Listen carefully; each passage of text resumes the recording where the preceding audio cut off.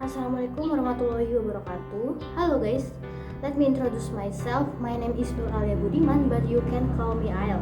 Di sini aku bakal jadi teman diskusi sekaligus teman belajar kamu seputar bimbingan dan seputar konseling. So let's start to learn together with me. Kali ini aku mau ajak teman-teman nih untuk mempelajari materi ini karena materi ini sangat penting untuk kita kaji karena kita sebagai seorang mahasiswa, apalagi buat teman-teman yang nanti atau sedang menempuh pendidikan di jurusan psikologi atau bimbingan konseling, pasti sangat amat ingin mengkaji materi ini karena penting banget nih buat kita tahu, karena ini berkenaan dengan kita, psikologi kita dan juga perkembangan kita. Nah, udah pada tahu gak sih kalau misalkan aku bakal bahas materi apa? Aku bakal bahas materi seputar pengantar psikologi perkembangan. Nah, mungkin pengantar psikologi perkembangan itu masih sangat amat asing ya di beberapa pikiran atau telinga teman-teman. Nah, aku bakal jelasin sedikit dan juga aku bakal jadi teman kalian untuk mempelajari bareng-bareng tentang materi ini. Jadi materi ini seperti apa sih, psikologi perkembangan tuh gimana, apa yang berkembang dan lain sebagainya. Jadi tanpa berlama-lama aku bakal bahas, tetapi aku bakal bagi dulu antara psikologi dan juga perkembangan supaya kita bisa sama-sama mengerti gimana sih psikologi itu dan juga perkembangan yang dimaksud ini adalah perkembangan yang bagaimana gitu. Teman-teman pasti sudah nggak asing gak sih dengan kata psikologi. Nah, jadi kata psikologi ini berasal dari dua kata dalam bahasa Yunani, yaitu psaiki dan juga logos. Nah, psaiki ini berarti ilmu dan juga logos ini berarti jiwa. Jadi psikologi ini setelah dikaji dan dikaji, dia merupakan pengertian dari ilmu yang berasal dari kejiwaan. Jadi ilmu ini membahas tentang kesehatan mental kita secara emosional dan juga dari sudut pandang yang sangat luas. Nah, sudah sangat paham nih pastinya teman-teman psikologi ini, tapi psikologi ini memiliki ilmu yang sangat luas dan juga dia punya beberapa bidang gitu, yaitu psikologi perkembangan, psikologi sosial, psikologi kepribadian dan juga psikologi kognitif. Nah, salah satu yang akan kita bahas yaitu psikologi perkembangan.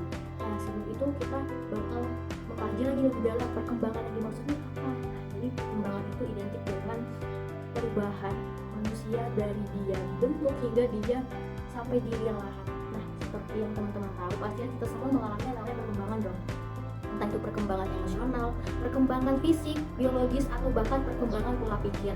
Nah, perkembangan yang di sini pastinya kita alami secara berkala atau berturut-turut ya, dan ini juga merupakan disiplin ilmu yang pastinya sudah ada dalam diri kita secara sistematis atau otomatis. Jadi nggak mungkin dong dari kita semua nggak mengalami yang namanya perkembangan, kecuali dia mengalami sebuah hambatan atau ada masalah penyakit dan lain sebagainya. Nah, kalau sebagian dari kita pasti mengalami perkembangan. Nah, dari kita bayi yang awalnya kita hanya bisa melihat, yang awalnya kita hanya bisa menerima asupan berupa ASI, kita berkembang menjadi bayi yang bisa menerima makanan berupa bubur, atau kita bisa mengunyah dan kita bisa menggerakkan anggota tubuh kita, lalu kita bisa merangkak, berjalan, dan juga hingga kita bisa sampai dewasa. Itu merupakan sebuah perkembangan. Nah, sebelum kita ketahui psikologi perkembangan ini seperti apa secara lebih lanjut, kita harus tahu nih perkembangan dalam segi psikologi. Nah, perkembangan itu sendiri mencakup dua hal, yaitu kematangan dan juga pembelajaran. Kematangan ini secara sederhana adalah kematangan fisik atau biologis kita, dimana contohnya pada kita masih berusia anak-anak, kita belum mengalami yang namanya kematangan secara seksual, kematangan secara fisik, dan juga kematangan secara emosional.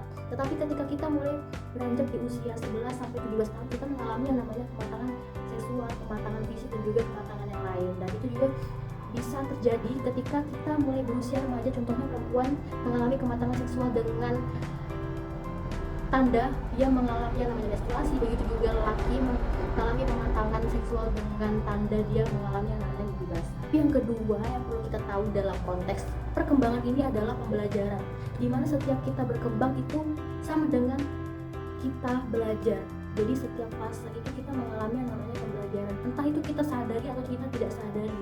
Contoh ketika kita belajar di sebuah sekolah di usia 11 sampai 17 tahun, kita mengalami yang namanya pematangan. Di situ juga kita belajar, kita melihat sekitar, kita mulai merasakan bahwa sekitar kita mulai merasakan yang namanya jatuh cinta, suka kepada lawan jenis. Nah, kita juga di situ mulai belajar nih untuk kayak merasakan juga yang namanya jatuh cinta, mulai mengenal satu sama lain dan sebagainya. Begitu juga ketika kita mulai beranjak di dunia perkuliahan, kita melihat nih sekitar kita sudah mulai menunjukkan bahwasanya mereka adalah mahasiswa-mahasiswa yang aktif, yang selalu mencari informasi dan juga selalu belajar dan juga selalu mengikuti organisasi. Di situ juga kita belajar untuk menjadi seperti mereka. Dari lingkungan seperti inilah kita juga tidak dituntut, tetapi kita otomatis menjadi makhluk yang belajar dimanapun dan juga di fase manapun kita berada.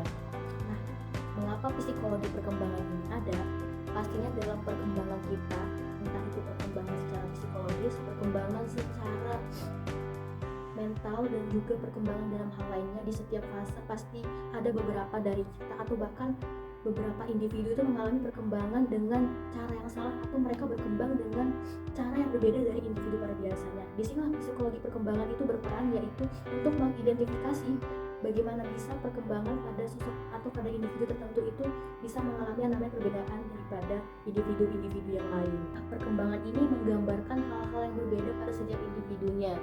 Jadi para ahli ini memiliki tujuan untuk mengkaji perkembangan ini adalah untuk mendeskripsikan, menjelaskan dan juga mengoptimalkan bagaimana perkembangan itu terjadi dan bagaimana perkembangan yang sekiranya salah dari perkembangan pada seharusnya itu bisa terjadi gitu.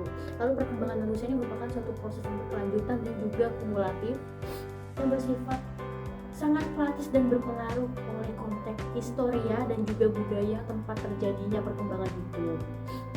Lalu ada juga strategi penelitian di mana para ahli ini melakukan penelitian dan desain untuk melakukan pendekatan kepada orang-orang yang memiliki perkembangan yang berbeda daripada yang lain. Lalu metode ilmiah yang dilakukan ini adalah sistem yang seharusnya menggunakan data objektif dan juga untuk menentukan apakah teori ini layak untuk dikembangkan atau layak untuk dirancang dan dipelajari atau tidak. Nah, metode ilmiah ini bersifat menyaring apakah dia itu adalah data yang layak untuk disempurnakan atau ditinggalkan. Jadi metode ilmiah ini ada untuk menentukan teori-teori yang sudah dibuat, apakah teori-teori tersebut itu yang sudah dirancang itu harus dipertahankan, disempurnakan atau ditinggalkan. Lalu metode penelitian yang dapat diterima memiliki reliabilitas dan menghasilkan hasil yang konsisten dan juga valid. Nah, lalu ada juga metode pengumpulan data yang paling umum pada anak-anak dan perkembangan pada remaja adalah laporan diri berupa kuesioner dan juga wawancara. Lalu metode klinis atau metode wawancara yang lebih fleksibel dan juga metodologi observasi di mana observasi ini dilakukan secara natural tetapi tetap terstruktur. Nah, teman-teman, setelah kita sudah mempelajari nih bagaimana psikologi perkembangan ini bisa terjadi, kita bisa tarik nih satu kesimpulan bahwasanya setiap individu itu memiliki perkembangan dan juga sistem pembelajaran kematangan yang pastinya berbeda-beda dan juga terdapat penyimpangan atau pastinya perbedaan di fase-fase tertentu. Lalu pembelajaran yang kita lakukan di setiap harinya itu juga termasuk dalam bentuk perkembangan dan juga kematangan. Oke guys, mungkin itu materi yang aku bawakan dan juga materi yang kita pelajari pada video hari ini. Semoga apa yang aku jelaskan kepada teman-teman bisa menjadi pembelajaran untuk kita semua memahami materi ini dengan baik. Aku Ael pamit undur diri dari Dua Belajar teman-teman, tapi jangan khawatir, setelah ini aku masih bakal banyak banget bawain materi-materi yang lain yang pastinya kita kaji tentang konseling dan juga tentang psikologi. Oke, wassalamualaikum warahmatullahi wabarakatuh. See you.